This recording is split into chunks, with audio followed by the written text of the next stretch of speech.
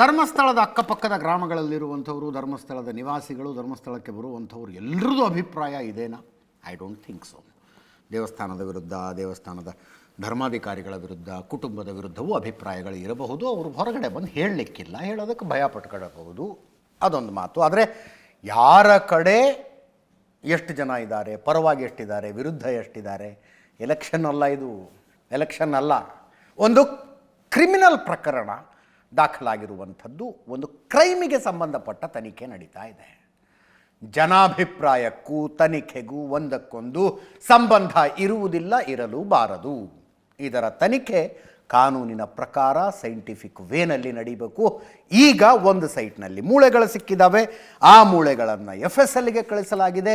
ಮಣಿಪಾಲದಲ್ಲಿರುವ FSLಗೆ ದೊಡ್ಡ ಚಾಲೆಂಜ್. ಈಗ carbon dating ಮಾಡ್ತಾರಂತೆ. ಯಾವುದೇ ವಸ್ತು ಅದು ಒಂದು ಕಡೆ ಬಿದ್ಕೊಂಡಿದ್ದಾಗ, ಭೂಮಿಯ ಒಳಗಿದ್ದಾಗ ವಿಶೇಷವಾಗಿ ಅದರ ಮೇಲೆ ಕಾರ್ಬನ್ ಫಾರ್ಮೇಷನ್ ಶುರುವಾಗುತ್ತೆ ಅಂತ ಹೇಳ್ತಾರೆ. ಕಾರ್ಬನ್ ಫಾರ್ಮೇಷನ್, ಎಷ್ಟು ಕಾರ್ಬನ್ ಲೇಯರ್ ಅದರ ಮೇಲೆ ಫಾರ್ಮ್ ಆಗಿದೆ ಅನ್ನುವುದನ್ನು ಅಳೆದು ಅದು ಎಷ್ಟು ವರ್ಷಗಳಿಂದ ಅಥವಾ ಎಷ್ಟು ದಶಕಗಳಿಂದ, ಎಷ್ಟು ಶತಮಾನಗಳಿಂದ ಅಲ್ಲಿ ಬಿದ್ದುಕೊಂಡಿದೆ ಅನ್ನುವುದನ್ನು ಕಂಡುಹಿಡಿಯಬಹುದು. That is called carbon dating. ತುಂಬ ಪುರಾತನವಾದಂಥ ವಿಷಯಗಳಲ್ಲಿ ಇತಿಹಾಸದ ಯಾವ ಶತಮಾನದಲ್ಲಾಗಿರಬಹುದು ಅನ್ನೋದನ್ನು ಕಂಡುಹಿಡಿಯೋದಕ್ಕೆ ಕಾರ್ಬನ್ ಡೇಟಿಂಗನ್ನು ಬಳಸ್ತಾರೆ. ಅದರ ಜೊತೆಗೆ ಈ ಮೂಳೆಗಳು ಡಿಗ್ರೇಡ್ ಆಗ್ತಾವಲ್ಲ, ಕರಗ್ತಾ ಹೋಗ್ತಾವಲ್ಲ, ಎಷ್ಟು ಕರಗಿದೆ ಅನ್ನುವುದರ ಆಧಾರದ ಮೇಲೆ ಕೂಡ ಎಷ್ಟು ವರ್ಷದ ಹಿಂದೆ ಸಾವಾಗಿರಬಹುದು ಅನ್ನೋದನ್ನು ನಿಯರ್ಲಿ ಅಕ್ಯುರೇಟ್ ಹೇಳಬಹುದಂತೆ. ಅಕ್ಯುರೇಟಾಗಿ ಹೇಳೋದಕ್ಕೆ ಬರೋದಿಲ್ಲ, ನಿಯರ್ಲಿ ಅಕ್ಯುರೇಟ್ ಹೇಳಬಹುದಂತೆ. ಅದನ್ನು ಮಾಡಬೇಕಾದ ಚಾಲೆಂಜ್ ಇದೆ. ಇನ್ನು ಮೂಳೆಗಳ ಸೈಜಿನ ಆಧಾರದ ಮೇಲೆ ಮೃತಪಟ್ಟದ್ದು ಗಂಡ ಹೆಣ್ಣ ಅನ್ನೋದು ಗೊತ್ತಾಗುತ್ತೆ, ಅಂದಾಜು ವಯಸ್ಸು ಗೊತ್ತಾಗುತ್ತೆ, ಯಾವಾಗ ಸತ್ತಿರಬಹುದು ಅನ್ನೋದು ಗೊತ್ತಾಗುತ್ತೆ. ಜೊತೆಗೆ ಈ ವ್ಯಕ್ತಿಯ ಹೈಟ್ ಎಷ್ಟಿತ್ತು, ±3 ಸೆಂಟಿಮೀಟರ್ ಗೊತ್ತಾಗತ್ತಂತೆ. ಮೃತ ವ್ಯಕ್ತಿಯ ಎತ್ತರ ಎಷ್ಟಿತ್ತು, ಎಷ್ಟು ದಪ್ಪ ಇದ್ದಂಥ ವ್ಯಕ್ತಿ ಅನ್ನೋದು ಕೂಡ ಗೊತ್ತಾಗತ್ತಂತೆ. ಅದೆಲ್ಲದರದ್ದು ಈಗ FSLನಲ್ಲಿ ಆರಂಭ ಆಗಬೇಕಾಗಿದೆ ತನಿಖೆ. ವ್ಯಕ್ತಿಯ ತೂಕ, ಎತ್ತರ, ವಯಸ್ಸು ಎಲ್ಲವೂ. ಜೊತೆಗೆ DNA ಸ್ಯಾಂಪಲ್ ಕೂಡ ಸಿಕ್ಕಿರುತ್ತೆ. ಯಾರಾದರೂ ಕ್ಲೇಮ್ ಮಾಡಿಕೊಂಡು ಬಂದರೆ, ನಮ್ಮ ಮನೆಯವರೊಬ್ಬರು ನಾಪತ್ತೆಯಾಗಿದ್ದರು, ಇದು ಅವರ ಶವನ ನೋಡಿ ಅಂತ ಕ್ಲೇಮ್ ಮಾಡಿಕೊಂಡು ಬಂದರೆ DNA ಕಂಪ್ಯಾರಿಸನ್ ಕೂಡ ಮಾಡ್ತಾರೆ. 15 ದಿನಗಳಲ್ಲಿ ಒಂದು ಮಧ್ಯಂತರ ವರದಿ, ಇಂಟ್ರಿಮ್ ರಿಪೋರ್ಟ್ ಬರುತ್ತಂತೆ. ಅಂತಿಮ ವರದಿಗೆ 45ರಿಂದ 60 ದಿನಗಳ ಬೇಕಾಗ್ತವೆ ಅನ್ನುವ ಮಾಹಿತಿ ಇದೆ. 45ರಿಂದ 60 ದಿನಗಳ ನಂತರ ಒಂದು ಅಂತಿಮ ವರದಿ ಬರುವ ಸಾಧ್ಯತೆ ಇದೆ. ಅದರ ಜೊತೆಗೆ ಕಾಸ್ ಆಫ್ ಡೆತ್, ಒಂದು ವೇಳೆ ಹೊಡೆದು ಕೊಂದಿದ್ದರೆ, ಹೊಡೆದಾಗ ಮೂಳೆಗಳ ಫ್ರ್ಯಾಕ್ಚರ್ ಆಗಿದ್ದರೆ, ಅದೇ ಮೂಳೆ ಈಗ ಸಿಕ್ಕಿದ್ರೆ ಅದು ಕೂಡ ಗೊತ್ತಾಗುತ್ತೆ. ಹರಿತವಾದ ಆಯುಧ ಮೂಳೆಗೆ ಏಟು ಮಾಡಿದರೆ ಆ ಮೂಳೆ ಸಿಕ್ಕರೆ ಅದು ಕೂಡ ಗೊತ್ತಾಗುತ್ತೆ. ಅಕಸ್ಮಾತ್ ಗುಂಡು ಹೊಡೆದು ಸಾಯಿಸಿದರೆ, ಗುಂಡಿನ ಗಾಯ ಮೂಳೆಯ ಮೇಲಾಗಿ ಆ ಮೂಳೆ ಸಿಕ್ಕರೆ ಅದು ಕೂಡ ಗೊತ್ತಾಗುತ್ತೆ. ಬೋನ್ ಮ್ಯಾರೋನ ಮೂಲಕ DNA ಸ್ಯಾಂಪಲ್ ತೆಗಿತಾರೆ. ರೇಡಿಯೋ ಕಾರ್ಬನ್ನ ಡೇಟಿಂಗ್ ಮೂಲಕ ಎಷ್ಟು ವರ್ಷಗಳ ಹಿಂದೆ ಸತ್ತಿದ್ದು ಅನ್ನೋದಾಗ ಗೊತ್ತಾಗುತ್ತೆ. ಬೋನ್ ಡಿಜನರೇಷನ್ ಅನಲೈಸಿಸ್ ಮೂಲಕ ಸಾವಿನ ಅವಧಿಯ ಲೆಕ್ಕಾಚಾರ ಮಾಡಲಾಗುತ್ತೆ. 15 ದಿವಸ ಮಧ್ಯಂತರ ವರದಿ, 45ರಿಂದ 60 ದಿನಗಳ ನಂತರ ಫೈನಲ್ ರಿಪೋರ್ಟ್.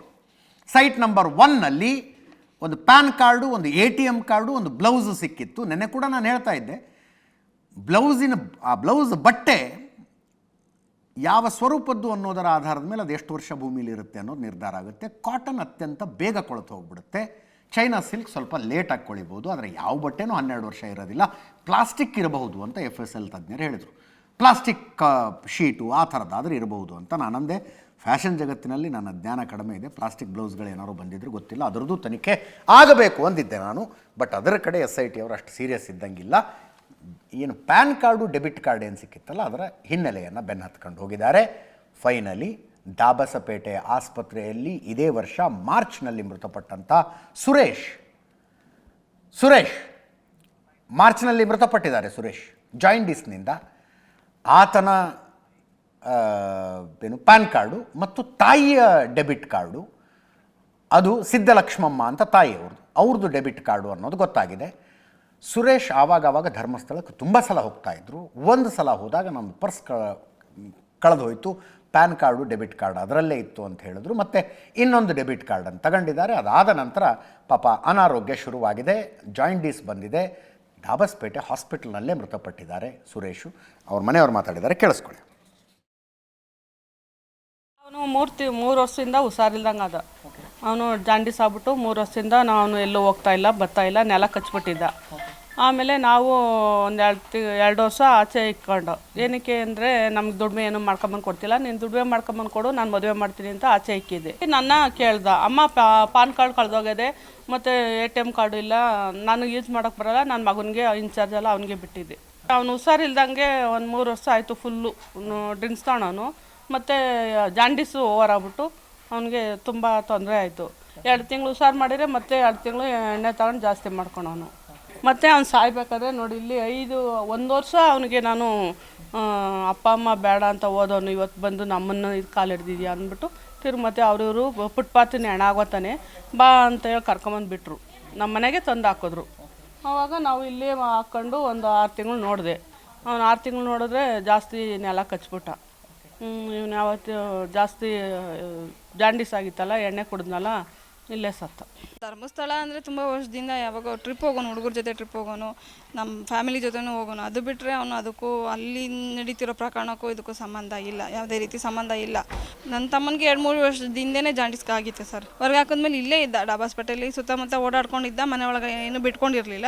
ಅಪ್ಪ ಅಮ್ಮ ಇಬ್ಬರು ಕರ್ಕೊಂಬಂದು ಹಾಸ್ಪಿಟ್ಲಿಗೆಲ್ಲ ಅಡ್ಮಿಟ್ ಮಾಡಿ ಸೇರಿಸಿ ಅವನಿಗೆ ಟ್ರೀಟ್ಮೆಂಟ್ ಎಲ್ಲ ಮಾಡಿಸಿದ್ರು. ಆದರೂ ಅವನಿಗೆ ಡೈಲಿ ಡ್ರಿಂಕ್ಸ್ ಜಾಸ್ತಿಯಾಗಿ ಟ್ರೀಟ್ಮೆಂಟ್ ಸರಿಯಾಗಿ ತೊಗೊಳ್ದೇ ಇರೋ ಕಾರಣಕ್ಕೆ ಅವ್ನು ತೀರ್ಕೊಂಡಿದ್ದಾನೆ. ಅದು ATM ಕಾರ್ಡು ಅದನ್ನೆಲ್ಲ ಯೂಸ್ ಮಾಡೋಕ್ಕೆ ಬರೋಲ್ಲ, ಅಕೌಂಟ್ ಎಲ್ಲ ಅವನೇ ನೋಡ್ಕೊತಿದ್ದ, ಹಾಗಾಗಿ ಅವನ ಹತ್ರನೇ ಇತ್ತು, ಅವನೇ ಉಪಯೋಗಿಸ್ತಾ ಇದ್ದ. ಅದು ಟ್ರಿಪ್ಪು ಅಂತ ಬಂದಾಗ ಏನು 2 ವರ್ಷಕ್ಕೆ 3 ವರ್ಷಕ್ಕೆ ಇಲ್ಲ, ಫ್ಯಾಮಿಲಿ ನಾವು ಬರ್ರಿ ಹಿಂಗೆ ಹೋಗೋಣ ಅಂತ ಅಂದಾಗ ನಮ್ಮನ್ನು ಕರ್ಕೊಂಡು ಹೋಗೋನು.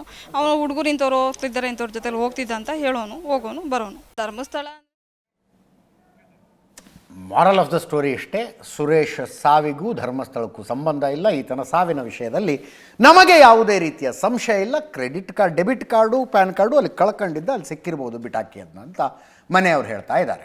ಈ ಮಧ್ಯದಲ್ಲಿ ಧರ್ಮಸ್ಥಳದ್ದು ಒಂದೇ ಅಲ್ಲ, ಒಟ್ಟಾರೆಯಾಗಿ ಸೋಷಿಯಲ್ ಮೀಡಿಯಾದಲ್ಲಿ, ಮೇನ್ ಸ್ಟ್ರೀಮ್ ಮೀಡಿಯಾದಲ್ಲಿ ಸುಳ್ಳು ಸುದ್ದಿ ಹರಡುವುದನ್ನು ತಡೆಯುವುದಕ್ಕೆ ಇವತ್ತು ಒಂದು ಗಂಭೀರ ಸಭೆ ವಿಧಾನಸೌಧದಲ್ಲಾಗಿದೆ. DG and IG doctor Saleem ಬಂದಿದ್ದರು, DGP ಪ್ರಣಬ್ ಮೊಹಂತಿ ಅವರು ಬಂದಿದ್ದರು, SIT ನೇತೃತ್ವ ವಹಿಸಿರುವಂಥ ಪ್ರಣಬ್ ಮೊಹಂತಿ ಅವರು ಬಂದಿದ್ದರು, ಶಾಲಿನಿ ರಜನೀಶ್ ಅವರಿದ್ದರು ಚೀಫ್ ಸೆಕ್ರೆಟರಿ, ಹಿರಿಯ ಪೊಲೀಸ್ ಅಧಿಕಾರಿಗಳಾದ Murugan, Sharath Chandra ಅವರಿದ್ದರು. Fake news control ಮಾಡಬೇಕು, ಫೇಕ್ ನ್ಯೂಸ್ ನಿಯಂತ್ರಿಸಬೇಕು, ಜೊತೆಗೆ ಆನ್ಲೈನ್ ಗೇಮಿಂಗನ್ನು ನಿಯಂತ್ರಿಸಬೇಕು, ಅದಕ್ಕೆ ಕೈಗೊಳ್ಳಬೇಕಾದ ಮಾರ್ಗಗಳನ್ನು ಚರ್ಚಿಸುವುದಕ್ಕೆ ಕರೆದಂಥ ಸಭೆ ಇದಾಗಿತ್ತು. ಗಂಭೀರ ಕ್ರಮ ಕೈಗೊಳ್ತೀವಿ ಸುಳ್ಳು ಸುದ್ದಿಗಳನ್ನು ಹರಡಿದರೆ ಅನ್ನುವ ಎಚ್ಚರಿಕೆಯನ್ನು ಕೊಟ್ಟಿದ್ದಾರೆ. ಈ ಸಂದರ್ಭದಲ್ಲಿ ಹೋಮ್ ಮಿನಿಸ್ಟ್ರು ಪ್ರಣಬ್ ಮೊಹಂತಿ ಅವರ ಸೆಂಟ್ರಲ್ ಡೆಪ್ಯುಟೇಷನ್ ವಿಷಯವನ್ನು ಮಾತಾಡಿದ್ರು. ಕೇಳಿಸ್ಕೊಳ್ಳಿ ಒಮ್ಮೆ. ಎಂಪ್ಯಾನೆಲ್ಮೆಂಟ್ ಮಾಡುವಾಗ ಸೀನಿಯಾರಿಟಿ, ಅವರ ಬ್ಯಾಕ್ಗ್ರೌಂಡು, ಅವರಿಗೆ ಅವರ ಕೆಪಾಸಿಟಿ, ಅವರೆಲ್ಲೆಲ್ಲಿ ಕೆಲಸ ಮಾಡಿದರು, ಇದೆಲ್ಲವನ್ನು ಕನ್ಸಿಡರ್ ಮಾಡಿ ಇಡೀ ದೇಶದ IPS ಆಫೀಸರ್ಸ್ಗಳನ್ನು ಎಂಪ್ಯಾನೆಲ್ಮೆಂಟ್ ಮಾಡ್ತಾರೆ. ಅವರಲ್ಲಿ ಕೇಂದ್ರದ ಹುದ್ದೆಗಳಿಗೆ ಆರಿಸ್ಕೊಳ್ತಾರೆ. ನಮ್ಮ ರಾಜ್ಯದಿಂದ ಮೊಹಂತಿ ಅವರು ಅಲ್ಲಿ ಆಗಿರ್ತಕ್ಕಂಥದ್ದು ನಿಜಕ್ಕೂ ನಮಗೆ ಭಾಳ ಒಂದು ರೀತಿಯಲ್ಲಿ ಕ್ರೆಡಿಟು ಕರ್ನಾಟಕಕ್ಕೆ. ಆದರೆ ಅವರಿಗೆ ಯಾವ ಈಗ ತಕ್ಷಣವೇ ಯಾವುದೋ ಹುದ್ದೆ ಕೊಡ್ತಾರೆ ಅಂತಕ್ಕಂಥದ್ದು ಏನೂ ಇಲ್ಲ. ಹಾಗಾಗಿ ಅವರು ಅದನ್ನು ತಿಳಿಸೋದಕ್ಕೆ ಬಂದಿದ್ದರು. ಒಂದು. ಎರಡನೇದು, ಈಗ ನಾವು ಈ ಫೇಕ್ ನ್ಯೂಸ್ ಬಗ್ಗೆ, ಆಮೇಲೆ ಆನ್ಲೈನ್ ಗ್ಯಾಂಬ್ಲಿಂಗ್ ಬಗ್ಗೆ ಕೆಲವು ನಿಯಮಗಳನ್ನು ತರೋದಕ್ಕೆ ಹೊರಟಿದ್ದೇವೆ. ಮಹಂತಿ ಅವರು ಇಂಟರ್ನಲ್ ಸೆಕ್ಯೂರಿಟಿ ಡಿವಿಷನ್ನಲ್ಲಿ ಹೆಡ್ಡಿದ್ದಾರೆ. ಇವೆಲ್ಲ ಕೆಲವು ಅವರಿಗೆ ಬರುತ್ತೆ. ಇನ್ನು ಈ ವಿಷಯದಲ್ಲಿ ಏನಾದರೂ ತನಿಖೆ ಮಾಡಿಕೊಳ್ಳಿ, ಧರ್ಮಸ್ಥಳಕ್ಕೆ, ಧರ್ಮಸ್ಥಳದ ಧಾರ್ಮಿಕ ಭಾವನೆಗಳಿಗೆ ಧಕ್ಕೆ ಬರದೇ ಇರೋ ಹಂಗೆ ನೋಡ್ಕೊಳ್ಳಿ ಅನ್ನುವ ನಿಲುವನ್ನು BJP ಅವರು ಮುಂದುವರೆಸಿದ್ದಾರೆ. ಡಾಕ್ಟರ್ ಅಶ್ವಥ್ ನಾರಾಯಣ್ ಮಾತಾಡಿದ್ರು, ಮಾಜಿ ಸಂಸದೆ ಸುಮಲತಾ ಅವರು ಮಾತಾಡಿದ್ದಾರೆ. ಅದನ್ನೊಂದು ಕೇಳಿಸ್ಕೊಳ್ಳಿ. ನಾವೆಲ್ಲ ಭಾಳಷ್ಟು ನಂಬಿಕೆ ಇಟ್ಕೊಂಡಿರುವಂಥ ಈ ಪುಣ್ಯ ಸ್ಥಳದ ಮೇಲೆ ಏನೇ ಅಪನಂಬಿಕೆ ಇದ್ರೂ ಅದು ದೂರ ಆಗಬೇಕು. ಒಂದು ಏನು ಆಪಾದನೆ ಮುಕ್ತವಾಗಬೇಕು, ಸತ್ಯತೆ ಆಚೆ ಬರಬೇಕಾಗಿದೆಯೋ ಅದು ಬರಲಿಕ್ಕೆ ಅವಕಾಶ ಕೊಡುವಂಥದ್ದು ಆಗಬೇಕು. ಏನೇ ವರದಿ ಇದ್ರೂ ಅದನ್ನು ಮಂಡಿಸ್ಲಿ ಅಂತಲೂ ನಾವು ಈ ಸಂದರ್ಭದಲ್ಲಿ ಒತ್ತಾಯವನ್ನು ಮಾಡ್ತೀವಿ. ಇಲ್ಲದೇ ಸುಮ್ಮನೆ ನಮ್ಮ ನಂಬಿಕೆ ಕೇಂದ್ರದ ಮೇಲೆ PFI, SFI ಅಂತ ಸಂಸ್ಥೆಗಳು, PFI, SFI ಅಂತ ಸಂಸ್ಥೆಗಳು ನಮ್ಮ ನಂಬಿಕೆ ಕೇಂದ್ರಗಳ ಮೇಲೆ ಮಾತಾಡೋಂಗಾಗಿದ್ದಾರೆ. ಪೂರಕವಾಗಿ ಕುಮ್ಮಕ್ಕು ಕೊಡೋಂಥ ಕೆಲವರು ಇದ್ದಾರೆ. ಇರಲಿ. ಹಾಗಾಗಿ ಅಗ್ನಿ ಪರೀಕ್ಷೆನ ಅಗ್ನಿ ಪರೀಕ್ಷೆನ ಎದುರಿಸಲಿಕ್ಕೆ ತಯಾರಿದ್ವಿ. ಏನೇ ಸುಳ್ಳು ಸುದ್ದಿ ಅದನ್ನ ಪ್ರೂವ್ ಮಾಡೋದು, ಆ ಎಲಿಗೇಷನ್ ಅನ್ನೋದನ್ನ ಪ್ರೂವ್ ಆಗೋವರೆಗೂ ಪ್ರತಿಯೊಬ್ಬರು ಸ್ಪೆಕ್ಯುಲೇಷನ್ ಮಾಡೋದು, ಏನೇನೋ ಅವರಲ್ಲೇ ಸುದ್ದಿ ಮಾಡಿ ಅದನ್ನ ಸ್ಪ್ರೆಡ್ ಮಾಡೋದು, ಅದು ಸ್ವಲ್ಪ ಕಷ್ಟ ಅನಿಸುತ್ತೆ. ಯಾಕಂದ್ರೆ ಯಾರೋ ಒಬ್ಬರು ಹೇಳಿದ ತಕ್ಷಣ ಅದು ನಿಜ ಆಗಬೇಕು ಅಂತ ಇಲ್ಲ. ಅಂದ್ರೆ